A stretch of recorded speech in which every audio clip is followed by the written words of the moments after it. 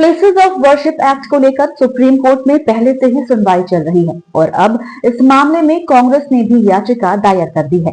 Party की तरफ से दायर याचिका में प्लेसेस ऑफ वर्शिप एक्ट 1991 का बचाव करते हुए कहा गया है कि ये कानून भारत में धर्मनिरपेक्षता की रक्षा के लिए जरूरी है।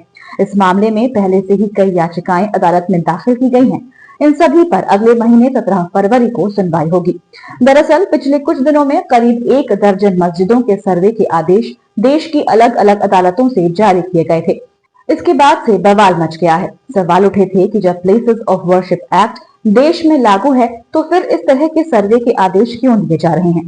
पहले भी ये मामला सुप्रीम कोर्ट पहुंचा था, लेकिन उस समय के सीजेआई डीवाई चंद्रचूड़ ने याचिकाकर्ताओं को हाई कोर्ट में जाने को कह दिया था।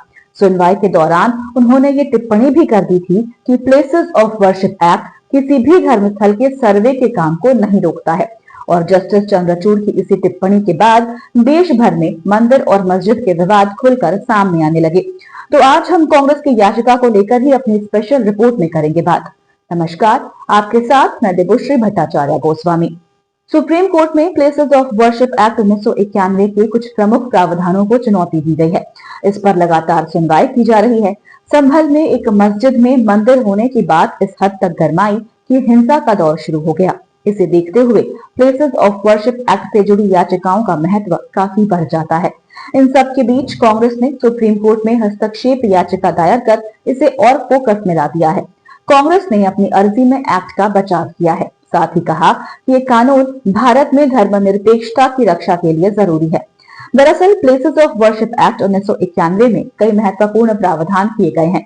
कानून के प्रावधान के अनुसार 15 अगस्त 1947 को देश भर में जो भी धार्मिक स्थल जिस रूप में था उसकी वही स्थिति बनी रहेगी। ऐसे धार्मिक स्थलों की स्थिति में किसी तरह का बदलाव नहीं किया जाएगा। इस कानून के प्रावधानों को सुप्रीम कोर्ट में चुनौती दी गई है। खासकर एक्ट की धारा 3 और 4 को चुनौती दी गई है। सुप्रीम कोर्ट में इसको लेकर कई याचिकाएं दायर की गई हैं। कानून का विरोध करने वालों का कहना है कि प्लेसेस ऑफ वर्शिप एक्ट के प्रावधान कई मौलिक अधिकारों का उल्लंघन करते हैं।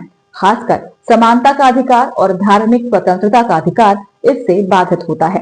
कांग्रेस के राष्ट्रीय महासचिव के.सी. वेणुगोपाल ने सुप्रीम कोर्ट में हस्तक्षेप याचिका दायर करते हुए प्लेसेस ऑफ वर्शिप एक्ट 1991 का पुरजोर बचाव किया है। वेणुगोपाल ने अपनी अर्जी में कहा है कि ये कानून भारत में धर्मनिरपेक्षता की रक्षा के लिए जरूरी है। ये कानून धार्मिक स्थलों की 15 अगस्त 1947 वाली स्थिति को बरकरार रखता है। उसमें किसी भी तरह के बदलाव को प्रतिबंधित करता है। इस मामले में सुनवाई करते हुए सुप्रीम कोर्ट ने 12 दिसंबर 2024 को बड़ा आदेश दिया था। सुप्रीम कोर्ट ने देश भर के सभी अदालतों को धार्मिक स्थलों से जुड़ी याचिकाओं और अर्जियों पर सुनवाई करने से रोक दिया था।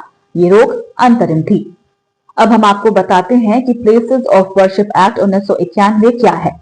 1991 में लागू किया गया ये प्लेसेस ऑफ वर्शिप एक्ट कहता है कि 15 अगस्त 1947 से पहले अस्तित्व में आए किसी भी धर्म के पूजा स्थल को किसी दूसरे धर्म के पूजा स्थल में नहीं बदला जा सकता।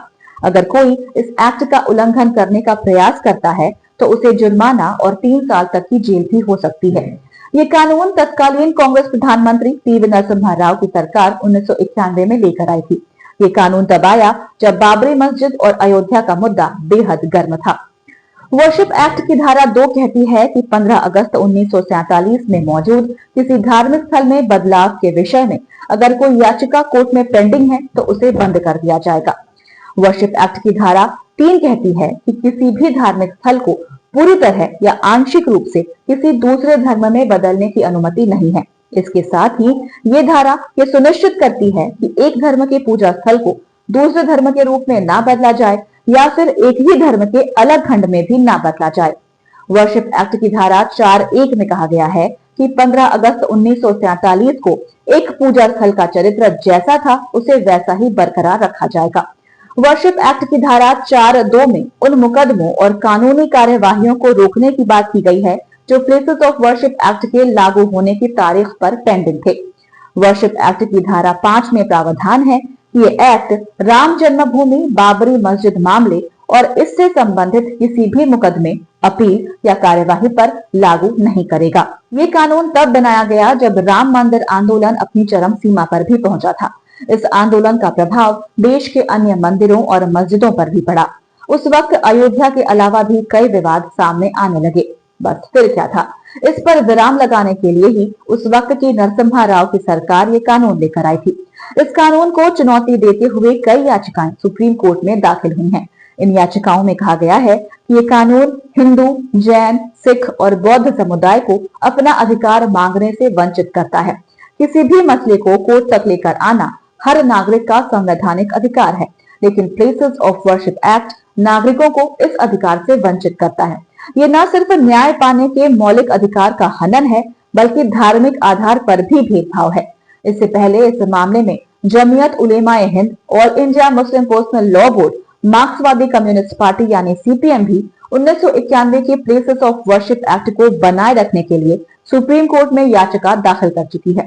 सीपीएम ने देश भर में मस्जिदों और दरगाहों के हिंदू मंदिर होने का दावा करते हुए दाखिल हो रहे मुकदमों का विरोध किया है।